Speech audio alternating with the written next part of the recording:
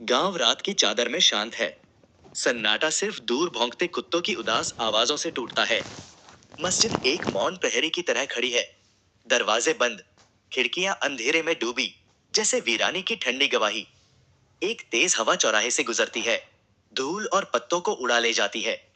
तभी अचानक कुरान की तिलावत की आवाज सन्नाटा चीर देती है। कुछ जागे हुए लोग चौंकते हैं। एक नौजवान लालटेन लिए मस्जिद की ओर बढ़ता है। डर और हौसला आपस में टकराते हैं। वह दरवाजे तक पहुंचता है, हाथ बढ़ाता है। दरवाजा चरमराता है। मस्जिद का अंधेरा खुलता है और अंदर से आती तिलावत की असरदार आवाज गूंजती है। वो अंदर दाखिल होता है। लालटेन की रोशनी में परछाइयां थरथरा रही हैं। एक पुराना कुरान रेहल पर रखा है।